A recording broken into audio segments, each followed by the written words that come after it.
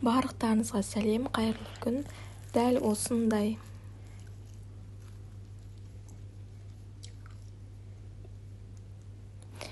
сырный шарики жасағыларыңыз келсе, менің видеомды соңына шейін бақылаңыздар. Өте дәмді әрі ассортидің арасына қойғанға ерекше болып шығады. Ең алдымен жұмыртқамыздың ақ уызын бөліп аламыз. Бұл жерде менде 3 ақ уыз, оның үстіне шым тұзымызды салып, миксердің көмегімен жақсылап миксерлеп аламыз. Қою масса болып, ыдысымызды төңкерген кезде түспейтіндей массада болу керек. Міне осындай болып шығу керек. Енді оның үстіне 3 ас қасық ұнымызды саламыз. Оның үстінен 1 шай қасық разрыхителімізді салып, жақсылап араластырып аламыз. Жай араластырамыз. Ақ уызымыз басылып қалмау керек, сондай воздушный болып тұру керек. Жақсылап араластырып болған соң, оның үстіне үкіштен өткізілген сырымызды салып, тағы да араластырамыз. Бірден сырымызды көп салып жібермейміз, бөліп саламыз. Барлығын салып араластырып болған соң, осылай қолдың көмегімен кішкентай шариктар жасап аламыз. Ол жасаған шариктарымызды алып панировочный сухарикке қойып, осылай барлық шетін сухарик жабатындай етіп аунатып аламыз. Майымызды қыздырып дайындап қоямыз. Қызып тұрған майымыздың үстіне осылай біртіндеп сырларымызды салып, екі шеті қызарғанша араластырып тұрамыз. Қызарғанша қуырып алатын боламыз. Құрметті көрермен, менің каналыма тіркелмеген болсаңыздар, міндетті түрде тіркеліп, лайк басып, комментарий жазып, каналымның дамуында өз үлестеріңізді қоса кетіңіздер. Алдын ала рахмет. Міне сырный шарикаларымыз дайын болды. Өте дәмді әрі жұмсақ, хрустящий болып қытыр етіп тұрады. Сіздер де жасап көріңіздер. Әрі ассортидің арасына қойғанға өте әдемі болып көрінеді. Және де тез дайын болады, көп уақытыңызды алмайды. Сіздер де жасап көріңіздер. Бір жасағаннан желініп кетеді, жұмсақ. Үлкендерге де, балаларға да ұнайтыны сөзсіз. Сіздер де жасап, өз ойларыңызбен комментарий бөліміне бөлісе кетіңіздер. Рахмет.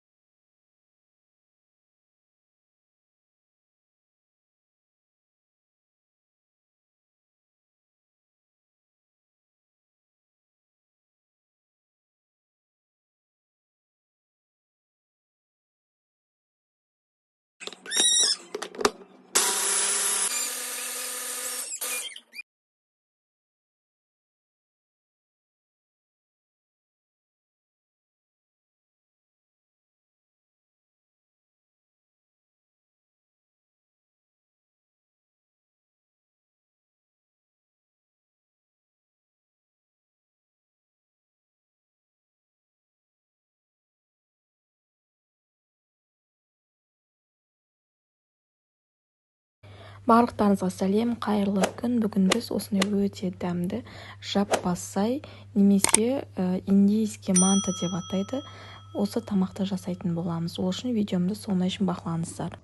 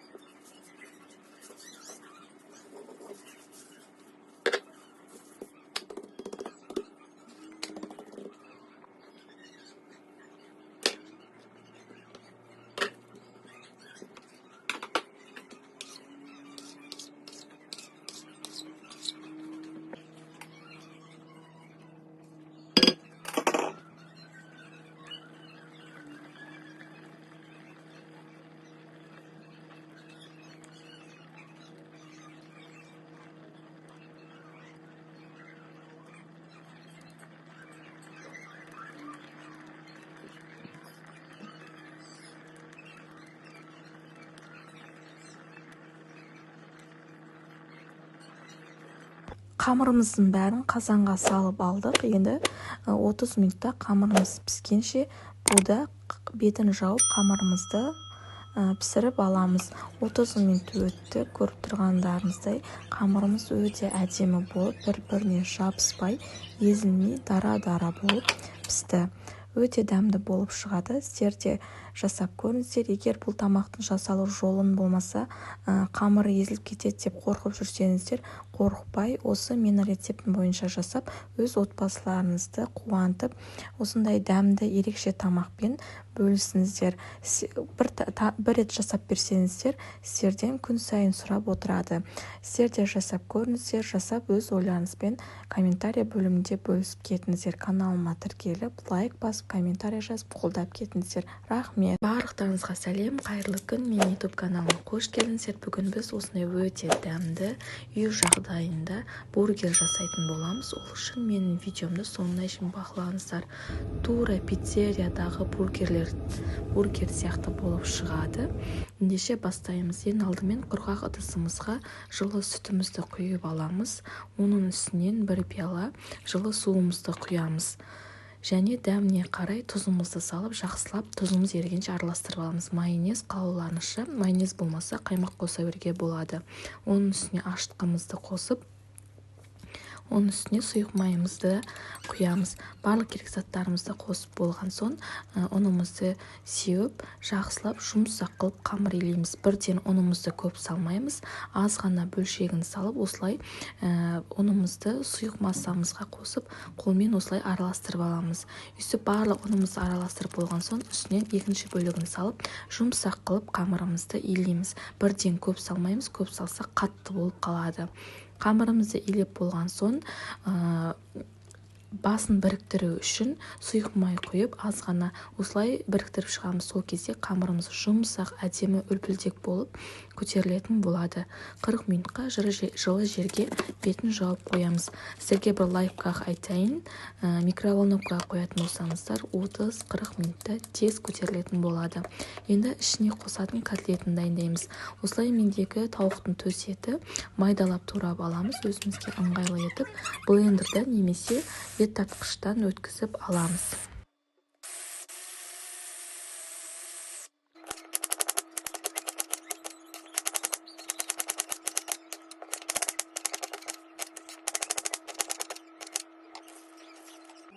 Етімізді өткізіп, пиязымызды турап алдық. Ендігі кезекте екеуін біріктіріп, бір ыдысқа салып, оның үстіне бір жұмыртқамызды саламыз, және де дәміне қарай тұзымызды, дәміне қарай қара бұрышты, және де сұйық май, аз ғана және панировочный сухариктан қосып жібереміз. Сухарик болмаса аса маңызды емес. Барлығын қосып болған соң жақсылап қолдың көмегімен мыжып фаршымызды араластырып аламыз. Енді кезекте табаға май құйып қыздырып, осылай фаршымызды, котлеттерімізді формаға жасап қуырып аламыз. Екі жетін қызартып 5 минуттан орташа отта бетін жауып қуырып аламыз. Етіміз піскенше.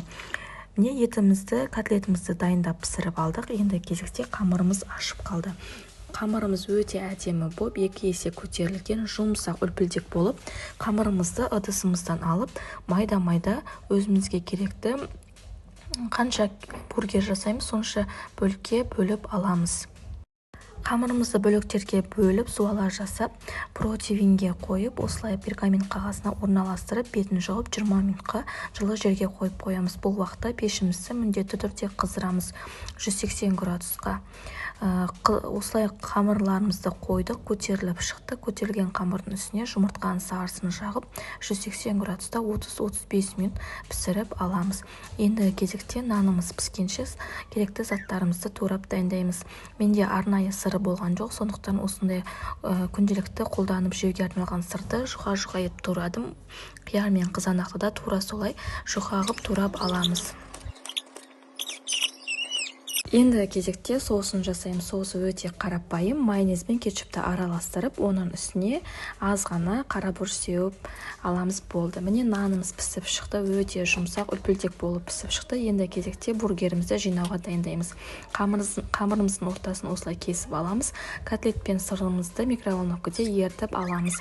Енді соусымызды жағып, оның үстіне котлетімізді, қызанағымызды, қиярымызды салып, қалаулағанша салат запырағын қоссаңыздар да болады. Мен қосқан жоқпын.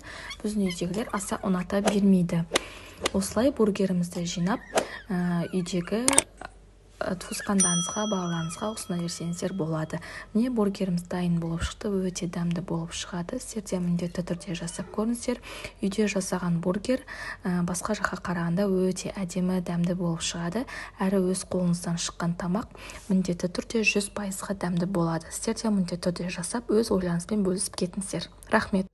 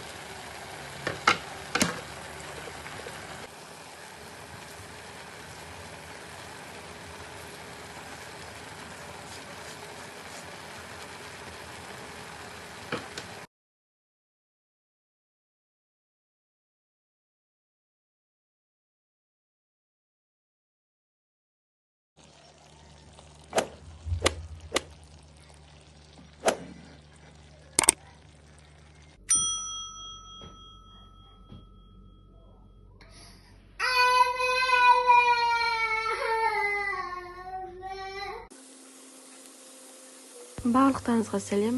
Бүгін біз осындай өте дәмді түскі асқа немесе кешкі асқа тойымды болып шығатын дәмді котлеттің ішіне жұмыртқа жасайтын боламыз. Ол үшін видеомды бақылаймыз. Ең алдымен тартылған етке блендермен майдалап туралған пиязымызды саламыз. Дәміне қарай тұзымызды, қара бұрышымызды және де панировочный сухарикті саламыз. Міндетті түрде жұмыртқа қосамыз. Бұл жерде мен жұмыртқа қосуды ұмытып кетіппін. Жұмыртқаны ұмытпай қосасыздар. Енді барлық керекті заттарымызды қосып болған соң осылай қолдың көмегімен мыжғылап, ұрғылап аламыз. Осылай ұрғылап алсақ, сол кезде тез оңай жабысатын болады, бір-біріне бірігіп. Енді жұмыртқамызды пісіріп аламыз. Жұмыртқамызды пісіріп суытып болған соң дайын болған фаршымызға ортасына осылай жұмыртқамызды салып, жұмыртқамыз көрінбейтіндей етіп, фаршпен барлық шетін жауып шығамыз. Фаршымыз қатты көп болып, қалың болып та кетпесін. Өздеріңіз байқайсыздар. Осылай барлығын салып шығамыз.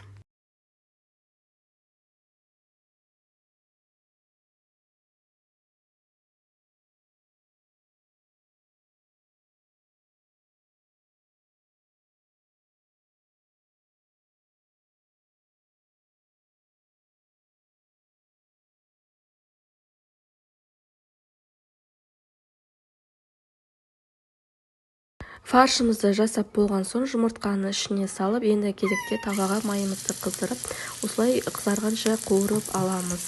Пісіріп жібермейміз, тек сырты қызарса болды. Енді барлығын қызартып болған соң дәл сол майға пияз бен сәбізімізді майдалап турап, қуырып аламыз.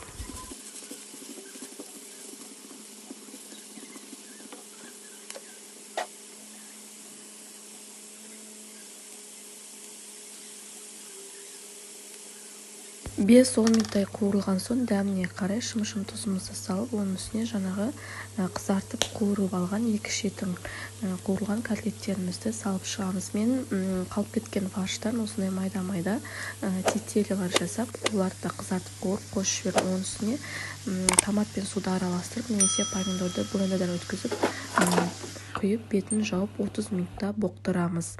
Міне біздің тамағымыз дайын болып шықты. Өте дәмді әрі ерекше тойымды тез дайын болатын тамақ. Сіздер де жасап көріңіздер, өте дәмді болып шығады. Сау болыңыздар. Барлықтарыңызға сәлем, қайырлы күн. Дәл осындай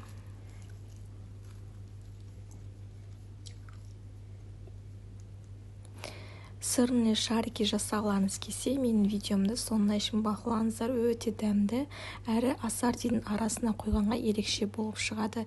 Ең алдымен жұмыртқамыздың ақ уызын бөліп аламыз. Бұл жерде менде 3 ақ уыз, оның үстіне шым-шым тұзымызды салып, миксердің көмегімен жақсылап миксерлеп аламыз. Қою масса болып, ыдысымызды төңкерген кезде түспейтіндей массада болу керек. Міне осындай болып шығу керек. Енді оның үстіне 3 ас қасық ұнымызды саламыз. Оның үстінен 1 шай қасық разрыхителімізді салып, жақсылап араластырып аламыз. Жай араластырамыз. Ақ уызымыз басылып қалмау керек, сондай воздушный болып тұру керек. Жақсылап араластырып болған соң, оның үстіне үкіштен өткізілген сырымызды салып, тағы да араластырамыз. Бірден сырымызды көп салып жібермейміз, бөліп саламыз. Барлығын салып араластырып болған соң, осылай қолдың көмегімен кішкентай шариктер жасап аламыз.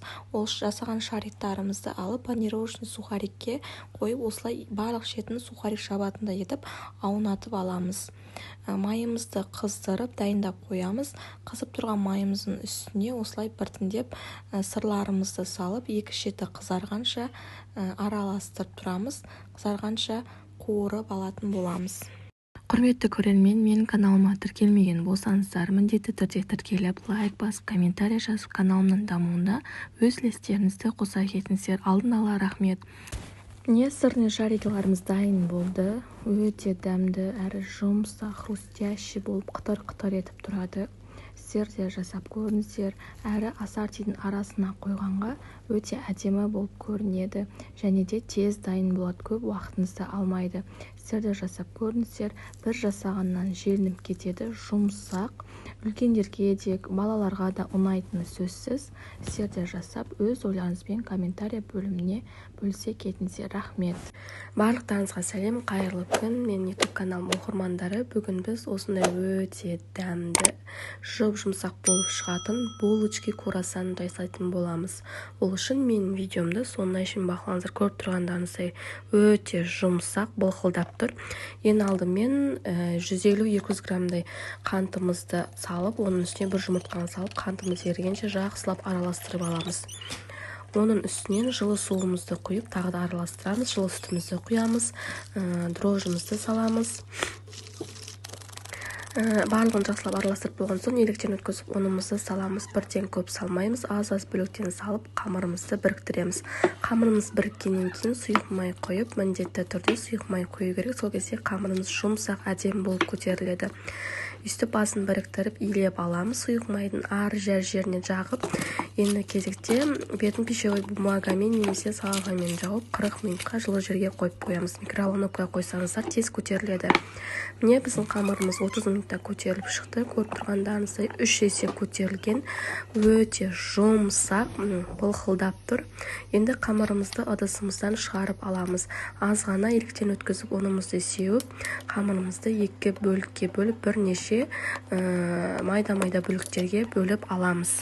YouTube каналымның көрермендері менің каналыма тіркеліп, лайк басып, комментарий жазуды ұмытпаңыздар. Егер сіздер солай жасасаңыздар, мен шабыттанып, одан да көп видео салатын боламын. Қамырларымызды бөліп, кішкентай бөліктерге бөліп суала жасап алдым. Менде 7 бөлік шықты. Енді қамырымызды алып, осылай оқтаудың көмегімен орташа көлемде дөңгелек қылып жайып шығамыз. Дөңгелек қылып жайып алған қамырымызды бір табаға немесе тарелкаға салып қойып, ортасына бөлме температурасында тұрған сары майымызды жағып шығамыз. Бірін үстіне бірін осылай жайылған қамырларымызды қойып, ортасына жаңағы бөлме температурасындағы сары майымызды жайып шығамыз. Барлығын кезек-кезек рет-ретімен осылай видеода көрсетілгендей етіп жағып шығамыз.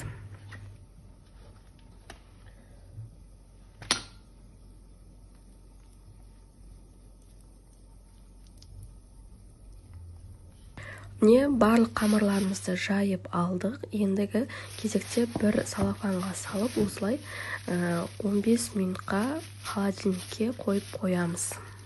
Құрметті мен YouTube көрермендерім, егер менің каналыма тіркелмеген болсаңыздар, тіркеліп, лайк басып қолдап кетіңіздер. Міне бізде 15 минут өтті, бірақ менің қамырым 15 минуттың ішінде осынша болып тағы да 3 есе көтерілді. Енді жаңағы көтеріліп тұрған қамырымызды қақ ортасынан бөліп, екі бөлікке бөліп аламыз. Бірақ бір-бірінің үстіне қойылған слойларын құртып алмаймыз. Міндетті түрде слой-слой болып тұру керек. Енді оны сеуіп, осылай қамырымызды жайып шығамыз. Көріп тұрғандарыңыздай өте жұмсақ, қамырымыз нәзік болып тұр. Онда да көп сеппейміз, қатты болып кетеді. Арасына азырақ себеміз. Жайып алған қамырымызды осылай көрсетілгендей етіп, круассанның формасына келтіретіндей етіп кесіп аламыз. Өз қалауларыңызша ортасына шекер немесе шоколад, вареный сгущенка қосуға болады. Мен ештеңе қосқан жоқпын. Мейізді де қосып жіберге болады. Барлығы өз қалауларыңызша. Барлығын осылай видеода көрсетілгендей етіп, орап формасына келтіріп аламыз. Осы жерде қамырды жайып біріктірген кезде біз жаңағы жасаған слойларымызды құртып алмасақ, біздің круассандарымыз тура идеальный болып, тура оригинал круассандар кафедегідей болып шығады. Булочкаларымызды жасағаннан кейін бірден пешкаға салмаймыз. 20 минуттай бетін жауып қоямыз. Міне мен 20 минут жауып қойдым. Тағы да көтерілген. Енді көтеріп тұрған қамырымыздың бетіне жұмыртқаның сарысын жағып 180 градуста 20-25 минут пісіріп аламыз. Міндетті түрде пешіміз қызып тұру керек. Қызбай тұрған пешке салмаймыз, булочкаларымыз көтерілмей қалады. Міне біздің круассандарымыз дайын болып шықты. Өте әдемі, жұмсақ болып шыққан. Әне көріп тұрғандарыңыздай жұмсақ, ауызда ериді қамыры. Егер сіздер осындай круассан булочканың қамырын іздеп жүрген болсаңыздар, рецептісін менің видеомды соңына шейін бақылап, жасап өз ойларыңызбен бөлісіп кетіңіздер. Рахмет. Барлықтарыңызға сәлем, қайырлы күн. Мен YouTube каналым оқырмандары. Бүгін біз осындай өте дәмді, түскі немесе кешкі асқа өте тойымды әрі жеңіл, тез дайын болатын тамақ жасайтын боламыз подливпен бірге. Ең алдымен етімізді қызартып, суы шыққанша жақсылап 15-20 минут қуырып аламыз. Менің YouTube каналымның оқырмандары, егер менің каналыма тіркелмеген болсаңыздар, міндетті түрде тіркеліп, лайк басып, комментарий жазып қолдап кетіңіздер. Менің каналым дамуына өз үлестеріңізді қосып, қазақша контентті каналдың дамуына үлестеріңізді қоса кетіңіз. Етімізді қызартып қуырып алдық. Енді оның үстіне туралған пиязымыз бен сарымсағымызды салып, тағы да пиязымыздың суы шыққанша 10-15 минуттай қуырып аламыз.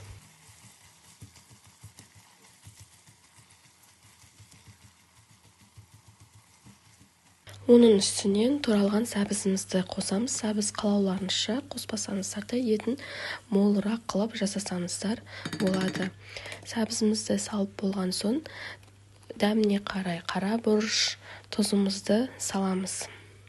Енді барлық керек заттарымызды салып болған соң ішіне құятын приправасын, заправкасын дайындаймыз. Ол үшін 2 ас қасық ұнға 3 ас қасықтай, 4 ас қасықтай жылы суымызды құйып, оның үстіне 1 ас қасық томатымызды салып, осылай араластырамыз. Енді барлығын араластырып дайындап болған соң жаңағы қазанымызға құйып шығамыз. Барлығын құямыз. Құйып болған соң өздеріңіздің қалауларыңызша қатты сұйықтау болса, суын көбірек құясыздар. Суы азырақ болғанын қаласаңыздар, азырақ су құясыздар. Мен бұл жерде 2 кесе су құйдым.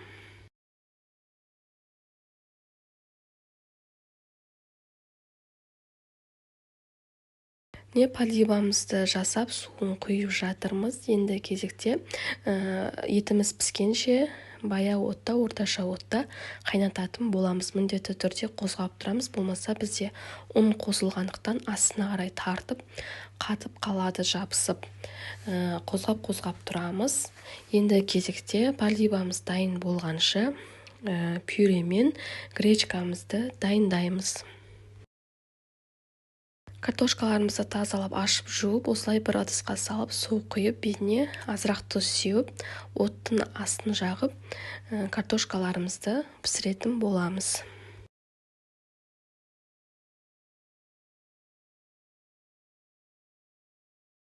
Гречканы мен мультиваркаға салып пісірдім, тазалап жуып, дәміне қарай дәмдеуішпен сары май салып жібердім. Тұз қосқан жоқпыз. Гречка тұзды аса ұната бермейді, көп қосып жіберсеңіздер тұзды болып кетеді. Картошкамыз да пісіп шықты. Үстіне сары май және сүт құямыз. Мен тұз қосқан жоқпын. Тұзды пісіретін кезде қосқанмын. Сұйықтау болғанын қаласаңыздар, сүтін көбірек қосасыздар пюренің. Біздің тамағымыз дайын болып шықты. Өте тез әрі оңай тамақ, әрі дәмді болып шығады. Сіздер де міндетті түрде жасап, отбасыларыңызды қуантыңыздар. Рахмет, сау болыңыздар. Барлықтарыңызға қайырлы күн. Мен YouTube каналыма қош келдіңіздер. Бүгін біз осындай өте дәмді, қытырлап тұратын бөрек нан жасайтын боламыз. Түрік елінің тағамы. Ендеше бастаймыз.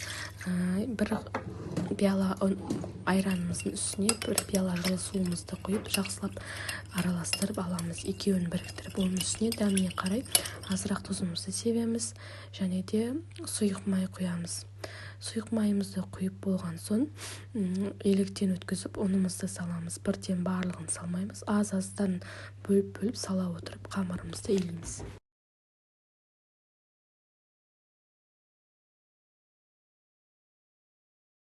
Қамырымыз илеп болған соң бетін жауып 15-20 минутқа қамырымызды тұндырып қоямыз. Демалдырып қоямыз, яғни. Қамырымыз демалғанша ішіне салатын салмамызды дайындаймыз. 2 пиязды алып, майдалап турап аламыз. Табаға майымызды қойып, қыздырып, оның үстіне жаңағы туралған пиязымызды салып, 5-10 минуттай пиязымыз қызарғанша қуырып аламыз. Оның үстіне тартылған етімізді саламыз. Мендегі сиырдың тартылған еті өз қалауларыңызша қойдікі, жылқынікі бола береді. Жақсылап қуырып 15-20 минутта етімізді де қатты піспесе де жартылай піскенше қуырып аламыз. Дәміне қарай қара бұрыш, тұз себеміз. Қалауларыңызша паприка, ащы бұрыш себе беруге болады. Осылай бетін жауып бұқтырып қоямыз. Енді кезекте қамырымыз демалып шықты. Енді қамырымызды бірнеше майда бөліктерге бөліп, суала жасап аламыз. Қамырымызды зуала жасап жатырмыз. Менде бұл жерде 7 қамыр шықты.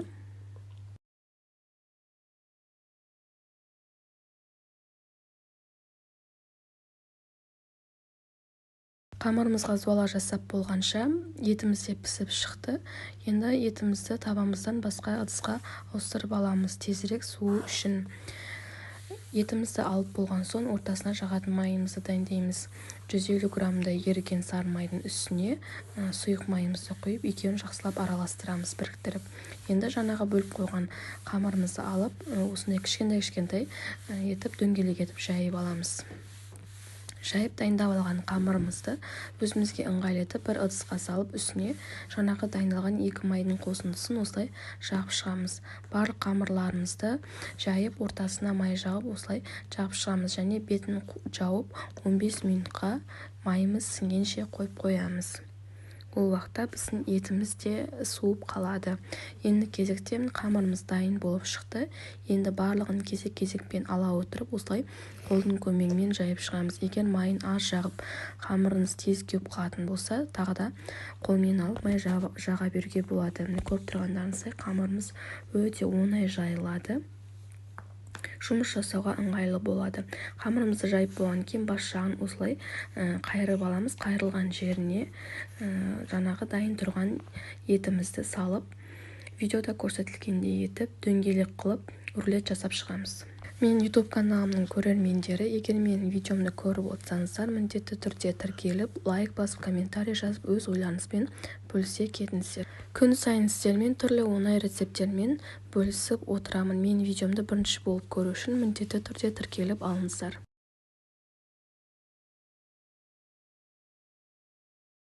Противеньге пергамент қағазын төсеп осылай қоямыз. Осы уақытта пешімізді қыздырып қоямыз. 200 градуста 20-25 минутта пісіп шығады. Міне барлық қамырларымызды орналастырып болдық. Енді бетіне жұмыртқаның сарысын жағып, күнжіт немесе мак сеуіп шығасыздар. Мен бұл жерде мак сеуіп шықтым. 200 градуста 20-25 минут. Әркімнің пеші әрқалай беті қызарғанша пісіріп шығамыз. Міне біздің бөлек дайын болып шықты, өте дәмді болып шығады. Көріп тұрғандарыңыздай қытар-қытар етіп слайонный болып шығады. Сіздер де міндетті түрде жасап, өз отбасыңызды қуантыңыздар. Рахмет, сау болыңыздар. Барлықтарыңызға сәлем, қайырлы күн. Мен YouTube каналым оқырмандары, менің каналыма қош келдіңіздер. Бүгін біз осындай өте дәмді, тез дайын болатын десерт шайға тәтті дайындайтын боламыз, яғни муравейник. Ол үшін мен видеомды сондай үшін бақылаңыздар. Ең алдымен ұнымызды електен өткізіп, ыдысымызға салып аламыз. Міндетті түрде тәттілерді жасаған кезде ұнды електен өткізу керек. Оның үстіне разрыхителімізді, яғни қопсытқышымызды қосатын боламыз.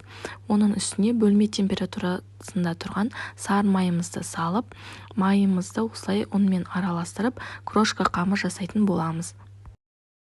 YouTube каналымның көрермендері, егер менің видеомды көріп отырған болсаңыз, менің каналыма тіркелмеген болсаңыз, міндетті түрде подписация бөліміндегі қоңырауша белгісін басып, лайк басып, комментарий жазып, өз қолдауларыңызды білдіріп кетіңіздер.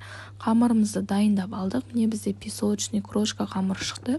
Енді осы дайын болған қамырымыздың үстіне бір жұмыртқамызды жарып саламыз. Оның үстіне 3-4 ас қасықтай айран немесе қаймақ қосуға болады. Айранымызды қойып, жақсылап қамырымызды илейтін боламыз. Қатты басып, қамыр-ауқаттың мантының қамыр сияқты илемейміз. Жұмсақ қып, осылай жеңіл қып қамырымызды илеп шығатын боламыз. Міне бізде қамырымыз дайын болып шықты. Песочный тестамыз дайын. Қамырымыз өте бұл жұмыс жасауға ыңғайлы, әдемі қамыр болып шықты.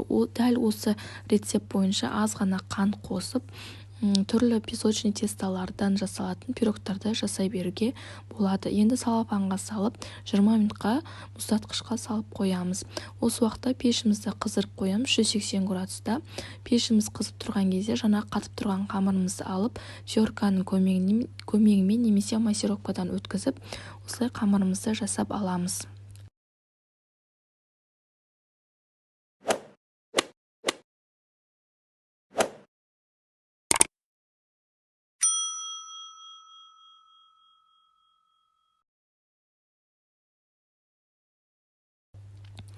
Міне біздің муравейниктің қамыры дәл осылай болып пісіп шығады.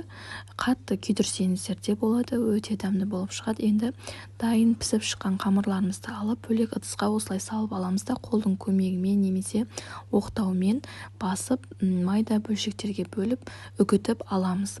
Үгітіп дайындап алған қамырымыздың үстіне осындай сгущенка немесе осы сгущенканың қоңыр түрі вареный сгущенканы қоссаңыздар да болады.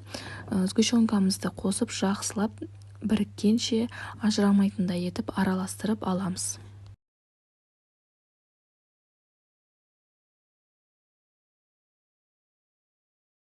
Барлығын жақсылап араластырып алдық. Енді бізге осындай кішкене стаканмен азғана ыдысқа құйылған су керек болады. Стаканымызды бірінші суға батырып, оның ішіне жаңағы муравейниктерімізді салып, осылай видеода көрсетілгендей етіп төңкеретін боламыз. Суға батырсаңыздар, оңай алынады және оңай түсетін болады, бір-бірінен ажырамай.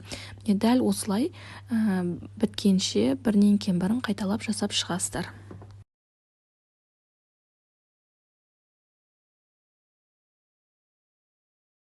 Міне біздің муравейниктеріміз дайын болып шықты. Өз қалауларыңызша сәндей беруге болады. Мен бұл жерде сахарный пудра септім.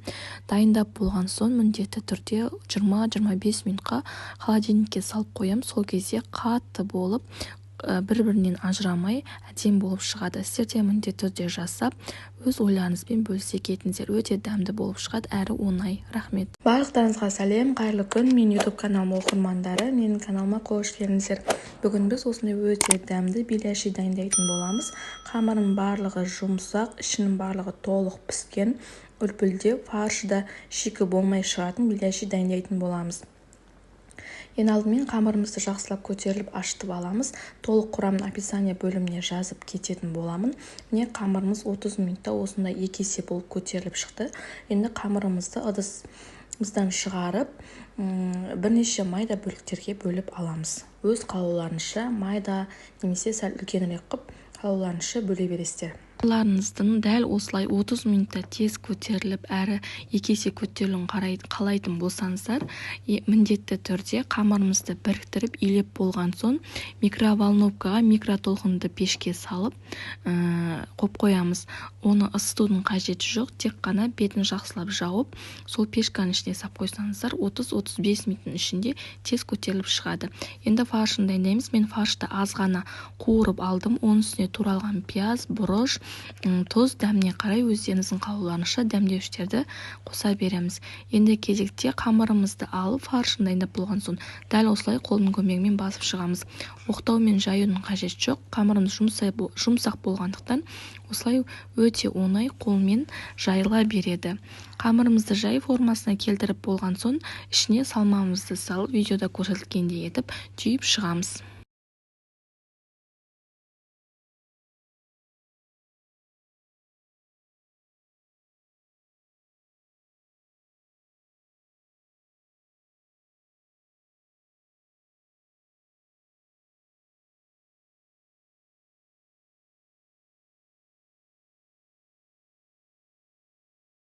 Беляшиларымыздың барлығын түйіп дайындап болған соң бетін жауып майымыз қызғанша 15-20 минутқа қойып қоямыз. Қамырымыз тағы да көтерілетін болады. Енді кезекте табамызды қыздырып, оның үстіне майымызды құйып, бірінші кезекте қатты қыздырып, сосын орташа отқа қойып қоямыз. Қатты пісіп кетсе, ортасы шикі болып қалады. Кезекпен осылай салып, екі шеті қызарғанша пісіріп аламыз.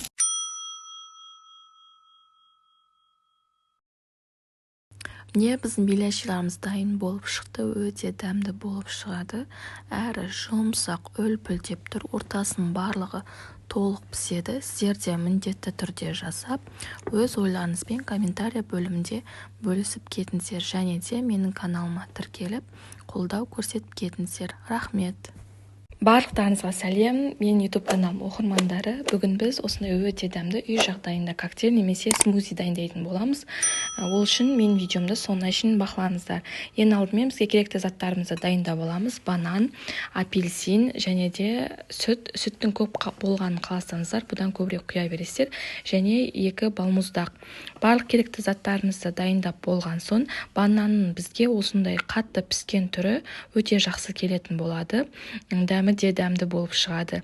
Енді керекті заттарымыздың барлығын блендердің арнайы осындай араластыратын, езетін затына салып алатын боламыз.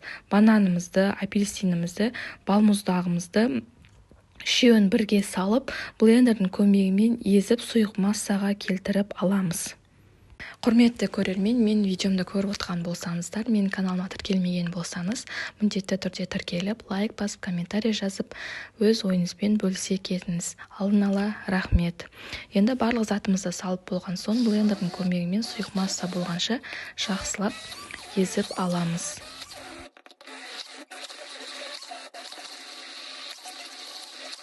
Барлығын жақсылап езіп болған соң, жаңағы сүтімізден аз ғана қойып, барлығын жақсылап блендердің көмегімен біріккенше, бір-бірінің дәмі бір-біріне үйлескенше жақсылап араластырып аламыз. Міне біздің коктейліміз дайын болды. Дайын болған коктейлімізді осылай стаканға, бокалға құйып ұсына бересіздер. Міне апельсинмен жасалған коктейліміз өте қою әрі түсі сарғыш түс болып шығады. Енді екінші коктейлімізді дайындаймыз. Ол бізде екі ғана заттан тұрады. Банан және балмұздақты салып, тура осылай бірінші екеуін жақсылап араластырып, сұйық масса болғанша блендердің көмегімен езіп аламыз. Құрметті менің каналымның көрермендері, егер менің каналымды көріп отырған болсаңыздар, подписаться бөліміндегі қоңырауша белгісін басып, лайк, комментарий жазып, қолдау көрсетіп кетіңіздер. Алдын ала рахмет.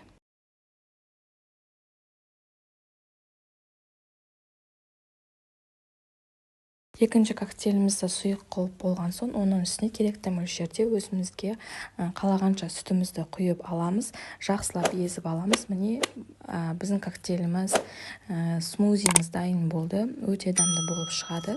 Сіздер де міндетті түрде жасап көріңіздер. Бұл жерде үш қана заттан тұрғандықтан өте сұйық әрі түсі ақшыл болып шығады. Ал жаңа апельсин қосылғанымыз қоюлау түсі сарғыш болып шығады. Сіздер де міндетті түрде жасап, өз балаларыңызды қуантып, туысқандарыңызға жасап беріңіздер.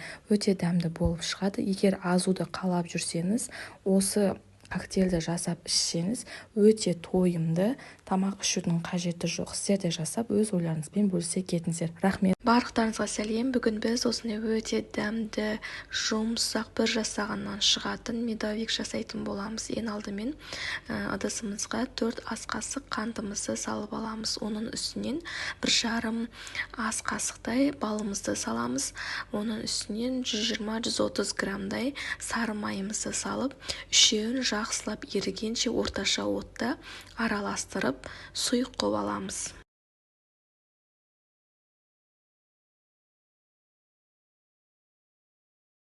Жақсылап араластырып, сұйық массаға келтіріп болған соң, үстінен 1 шай қасық ас содасын салып, осылай үздіксіз орташа отта қозғап тұратын боламыз, қоңыр түске боялғанша. Қоңыр түске боялғаннан кейін астын өшіріп, сұйық массамызды салқындауға қойып қоямыз. Енді массамыз салқындап тұрған кезде бұл 3 жұмыртқамызды бөлек ыдысқа жарып салып, үстінен шым-шым тұзымызды салып, жұмыртқа мен тұзымыз біркелкі масса болғанша жақсылап араластыратын боламыз. Жаңағы балды массамызды бірден қойып жібермейміз, ыстық болса жұмыртқамыз пісіп кетеді. Суыған соң бірақ құямыз. Енді екеуін араластырып болған соң құрғақ массамызды қосамыз. Оның үстіне еліктен өткізіп ұнымызды саламыз. Ұнымызды бірден көп қып салып жібермейміз. Бірінші бөлігін салып болған соң үстінен разрыхителімізді салып, түйіршік қалмайтындай етіп жақсылап сұйық масса болғанша араластыратын боламыз. Ұнымызды бірден салып жібермейміз, бөліп саламыз. Бірден салып жіберсек, тестамыз қатты болып көтерілмей қалады.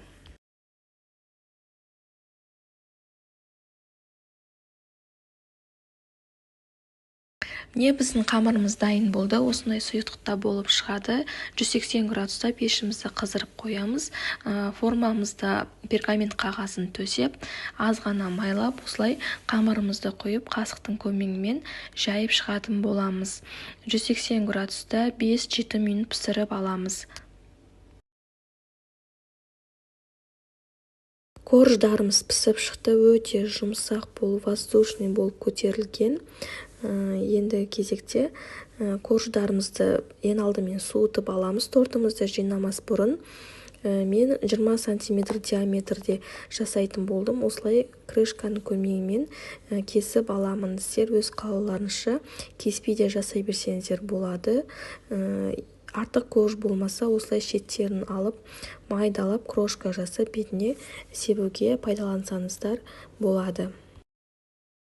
Корждарымызды дайындап алдық. Ендігі кезекте кремін жасайтын боламыз. Кремін өз қалауларыңызша.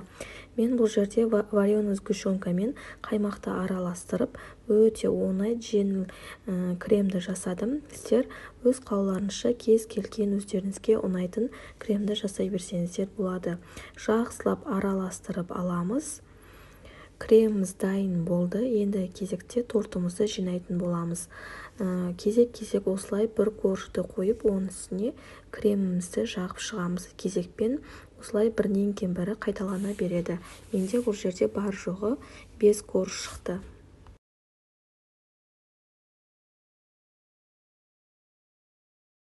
Корждарымыздың барлығын жинап, кремдерімізді жағып алдық. Ендігі кезекте тортымыздың беткі үстіңгі жағын сәндейтін боламыз. Сәндеуге мен шетінен қалған корждарымыздан осылай крошка жасап алдым. Барлық шетіне, үстіне, шетіне тигізіп, корждарымыздың барлығын сеуіп шығатын боламыз. Міне біздің тортымыз дайын болып шықты. Өте әдемі, жұмсақ болып, әрі тез дайын болады. Сіздер де жасап, өз ойларыңызбен комментария бөлімінде бөлісе кетіңіздер. Міндетті түрде жасап, мені белгілеп, өз жақындарыңызға, туыстарыңызға менің каналымды таратып, каналымның дамуына өз үлестеріңізді қоса кетіңіздер. Алдын ала рахмет, сау болыңыздар. Барлықтарыңызға сәлем, мен YouTube көрермендерім. Бүгін біз осындай өте дәмді творожный пирог меренгамен, немесе кейбір жерде слезы ангела деп аталады, сатуға да жасасаңыздар болады. Өте дәмді болып шығады. Ең алдымен ұнымызды електен өткізетін боламыз. Міндетті түрде ұнымызды електен өткізіп алу керек. Сол кезде пирогымыз жақсы көтеріліп, жақсы пісетін болады. Енді разрыхителімізді саламыз. 1 шай қасық, оның үстіне 2 ас қасық қантымызды салып, барлық құрғақ заттарымызды жақсылап араластырып алатын боламыз. Оның үстінен бөлме температурасында тұрған сары майымызды 82% болу керек салып, осылай езіп алып, крошка қамыр жасайтын боламыз. Егер мұздатқышта қатып тұрған май болатын болса, үккіштің көмегімен өткізіп, крошка қамыр жасайтын боласыздар. Міндетті түрде 82% болу керек. Крошка қамырымызды жасап алған соң, оның үстіне 1 жұмыртқамызды жарып саламыз, және де 2 ас қасық қаймағымызды салып, жақсылап қамырымызды біріктіретін боламыз. Қамыр ауқаттың қамыры сияқты қатты қып илемей, тек қана басы біріксе болды, шашырап кетпейтіндей етіп. Сол кезде біздің пирогымыз піскен кезде жұмсақ, әдемі болып тұрады. Егер қатты илейтін болсаңыздар, пирогымыздың қамыры қатып қалады. Енді қамырымызды жақсы біріктіріп болған соң, салафанға салып 30 минутқа тоңазытқышқа қойып қоямыз. Қамырымыз тоңазытқышта тұрған кезде ішіне қосатын салмамызды дайындаймыз. 2 жұмыртқамызды жарып саламыз, оның үстіне сүзбемізді саламыз, жақсылап езіп алып, оның үстіне 200 грамм қаймағымызды салатын боламыз. Қаймағымызды салып болған соң, дәміне қарай қантымызды саламыз. Мен бұл жерде 4 ас қасық қант салдым, оның үстінен манная крупа қостым. Және де 2 ас қасық сгущенка қосып, блендердің көмегімен жақсылап араластырып алатын боламыз. Блендер болмаса, қасықтың көмегімен жақсылап сұйық масса жасайтын боласыздар. Міне бізде салмамыз осындай масса болып шығу керек.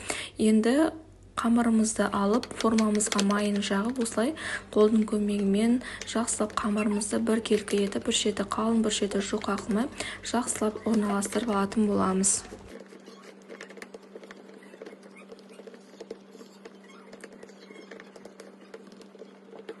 Қамырымызды формамызға орналастырып алдық. Енді вилканың көмегімен осылай бортиктарын түзілеп шығатын боламыз. Жақсылап түзілеп болған соң, бортиктарын шетін және де асты жақтарын вилканың көмегімен осылай тесіп алатын боламыз. Қамырымызды дайындап болған соң, салмамызды салып, 170 градуста 30 минутқа пешке жіберетін боламыз. Пешіміз міндетті түрде қызып тұру керек. Енді 3 жұмыртқаның ақ уызы керек. Бізге ақ уызын сарысынан бөліп алатын боламыз. Оның үстіне 4 ас қасық қантымызды салып, миксердің көмегімен аппақ масса болғанша, қою, ыдыстан түспейтіндей масса болғанша, миксердің көмегімен жақсылап миксерлеп алатын боламыз. Міне бізде меренгамыз осындай болып шықты. Пирогымыз де пісіп шықты. Енді үстіне меренгамызды салып, өзімізге керек еді формасын жасап, ұнайтындай етіп, өздеріңіз дизайн жасайтын боласыздар. Және де 10 минутқа салып аламыз. Меренгамыздың түсі қоңыр түске боялғанша міне дәл осындай болу керек. Қазір сіздерге кесіп көрсететін боламын. Міне біздің пирогымыз дайын болды. Өте дәмді, бір жасағаннан желініп кетеді. Сіздер де жасап өз ойларыңызбен бөлісе кетіңіздер. Алдын ала рахмет. Сау болыңыздар.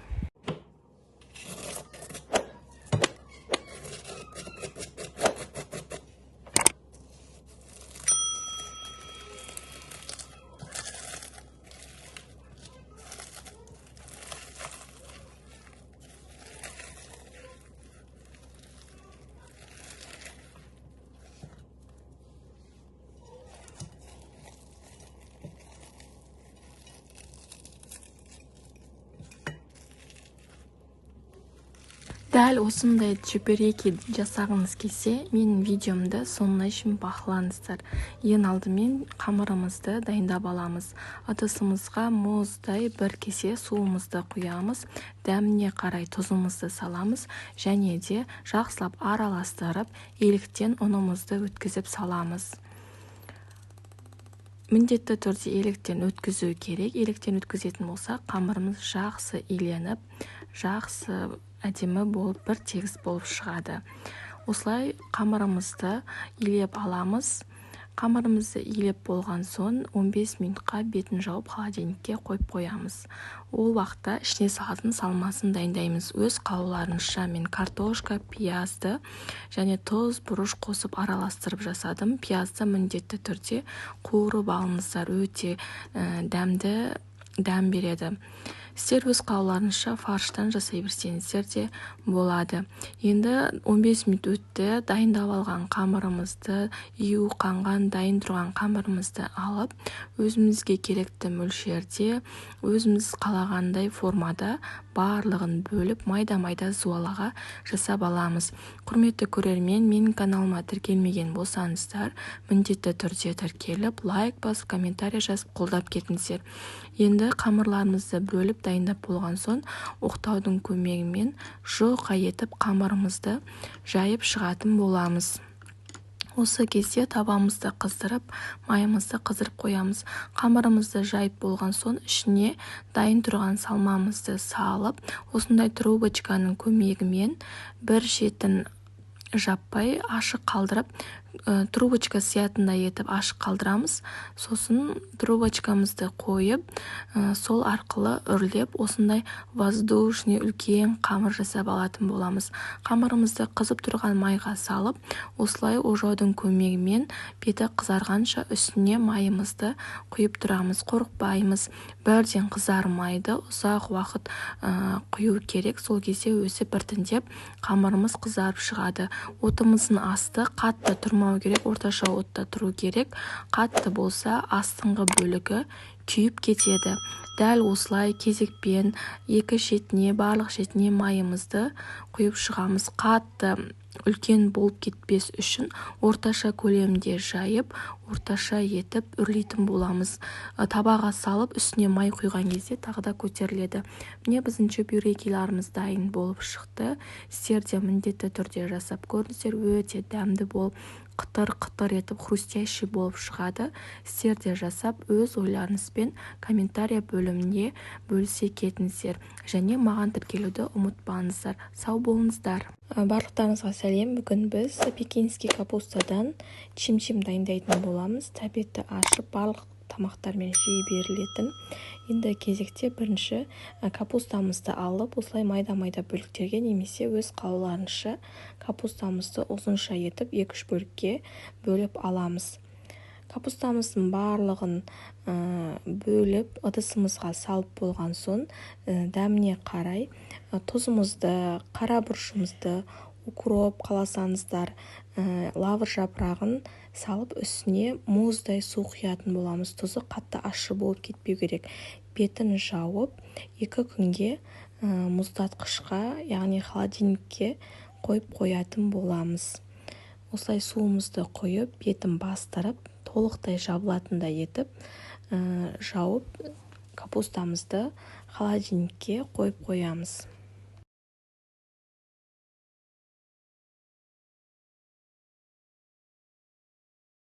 Міне бізде 2 күн өтті, капустамызды ашып көреміз.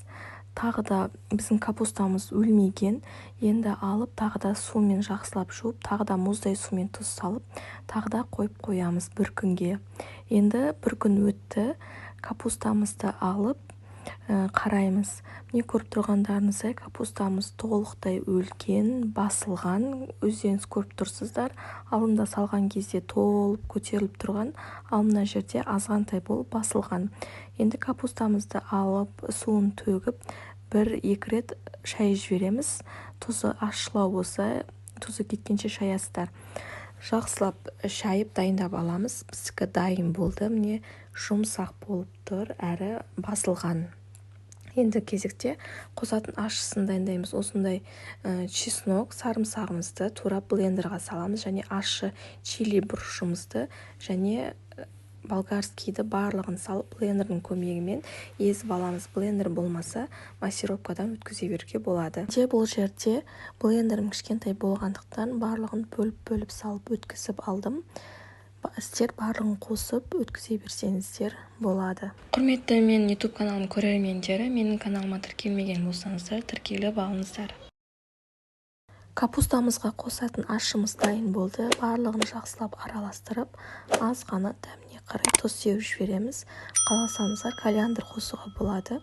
Енді кезекте жаңағы дайын болған ашымызды капустамызға салып, жақсылап қолының көмегімен барлық шетіне ашымыз тигенше жақсылап араластырып аламыз. Міне біздің чим-чим капустамыз дайын болды. Сіздер жасап көріңіздер, өз ойларыңызбен комментарий бөлімінде бөлісе кетіңіздер. Рахмет, сау болыңыздар. Барлықтарыңызға сәлем, мен YouTube каналымның көрермендері. Бүгін біз дәл осылай қытырлап, слоеный болып шығатын тестадан самса жасайтын боламыз. Ең алдымен қамырымызды дайындап аламыз. 1 пиала бөлме температурасында тұрған сүтімізді құямыз. Оның үстіне мұздай 1 пиала суымызды құйып аламыз. Суымызды құйып болған соң аз ғана аштығымызды саламыз, және де дәміне қарай тұзымызды саламыз. Тұзымызды салып болған соң сары майымызды ертіп құйып аламыз. Барлығын жақсылап араластырып, аз-аз бөліктен електен өткізіп, ұнымызды саламыз. Қолға жабыспайтындай етіп, қамыр илеп аламыз. Дайын болған қамырымыздың бетін жауып, 15 минутқа демалдырып қоямыз. Демалған қамырымызды алып, 3 бөлікке бөліп аламыз. Тура 3 бөлікке бөліп аламыз.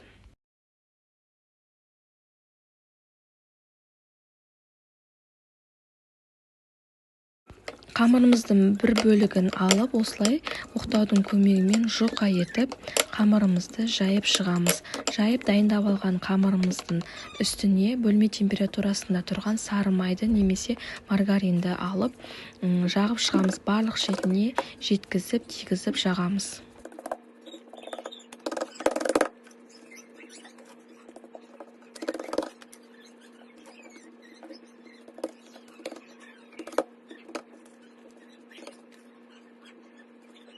Қамырымыздың барлық шетіне майымызды жағып алдық. Осылай 4 бұрыштеді формаға келтіріп аламыз да целлофанға салып жарты сағатқа мұздатқышқа қойып қоямыз. Енді екінші қамырымызды алып, осылай оқтаудың көмегімен жұқа қылып, өзімізге керекті мөлшерде жайып аламыз. Және жайылған қамырымыздың екі шетін осылай бөгіп, қайтадан ортасын ашып, гармошка қамыр жасап аламыз. Салмасына фарш, пияз, картошка, асқабақ, дәміне қарай тұз, қара бұрыш және сұйық май қосып жасадым. Енді қамырымызды дайындап болған соң, дайын тұрған салмамызды осылай қамырымыздың барлық жеріне салып шығамыз. Салмасын өз қалауларыңызша жасайсыздар. Тура видеода көрсетілгендей етіп, осылай бір бұрыш мен екі бұрышын беттестіріп, екі шетін түйіп қоямыз. Екінші қамырымызды дәл солай жасайтын боламыз. Осылай оқтаудың көмегімен жайып, гармошка қамырымызды жасап аламыз. Және де формасына келтіріп алып, ортасына салмамызды салып, пышақтың көмегімен кесіп, екі шетін бүгіп, беттестіріп, самсамыздың формасын жасайтын боламыз. Сіздерге түсінікті болу үшін тағы бір рет түйіп көрсеттім. Ендігі кезекте пергамент қағазын төсеп 180 градуста пешімізді қыздырып 40 минутта пісіріп алатын боламыз. Бетіне жұмыртқаның сарысын жағып, өз қалауларыңызша кунжут немесе мак сеуіп шығатын боламыз. 180 градуста самсамыз қызарғанша пісіріп аламыз. Әркімнің пеші әрқалай болғандықтан әр уақытта пісіретін болады. Және де самсамызды пісіруге жіберіп, екінші жаңағы мұздатқышта тұрған қамырымызды алып, оқтаудың көмегімен 4 бұрышты етіп қамырымызды жайып аламыз.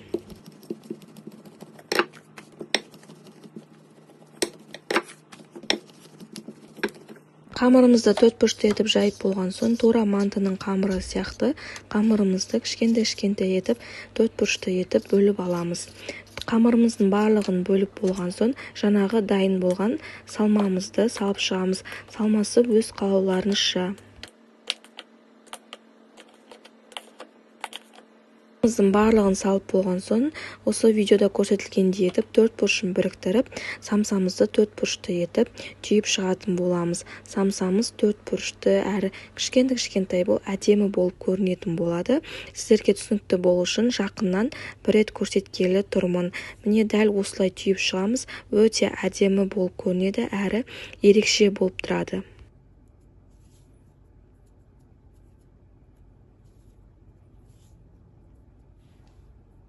Самсамыздың барлығын түйіп алдық. Енді бетіне жұмыртқаның сарысын жағып 180 градуста беті қызарғанша пісіретін боламыз.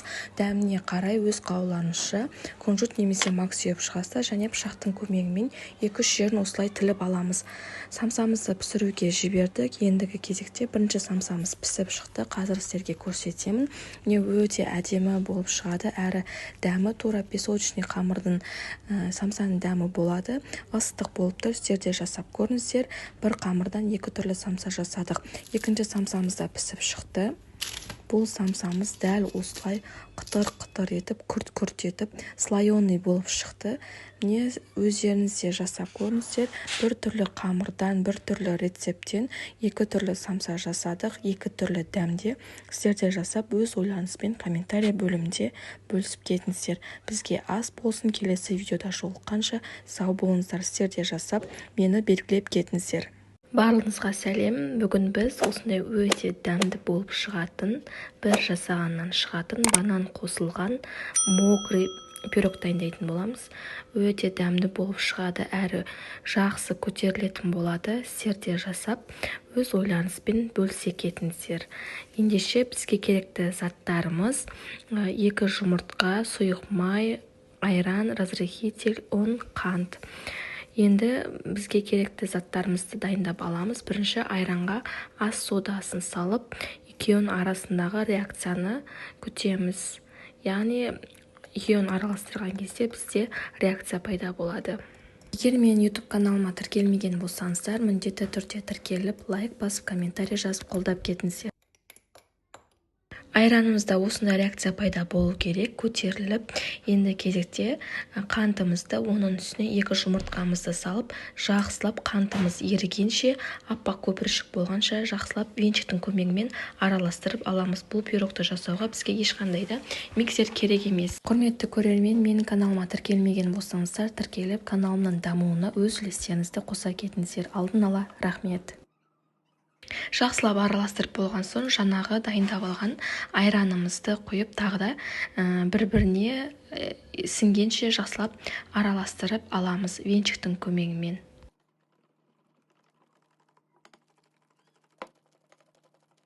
Жақсылап араластырып болған соң, ендігі кезекте сұйық майымызды құямыз. Сұйық майымызды құйып, тағы да жақсылап араластыратын боламыз. Егер үйде аз ғана сгущенка болса, осылай 1-2 ас қасықтай сгущенка қосып жіберсеңіздер де болады. Жақсылап араластырып болған соң, електен өткізіп, ұнымызды саламыз. Бір бөлігін салып болған соң, үстінен разрыхителімізді салып, жақсылап түйіршік қалмайтындай етіп араластырамыз. Тағы да ұнымызды 3 бөлікке бөліп саламыз. Бірден барлығын салып жібермейміз, болмаса біздің пирогымыз қатты болып көтерілмей қалады. Осылай кезек-кезек ұнымызды салып, венчиктің көмегімен түйіршік қалдырмай жақсылап араластырып шығамыз. Барлығын жақсылап араластырып болған соң, ең соңында үстіне бір банан немесе көп болғанын қаласаңыздар 2 банан осылай турап жібересіздер. Турап барлығын жақсылап венчиктің көмегімен араластырып, пешімізді 180 градуста қыздырып, қызып болған соң 170-ге қарай градусын түсіріп қоямыз. Осылай пирогымызды салып, ыдысымызға 180 градуста 50-45 минут пісіріп аламыз.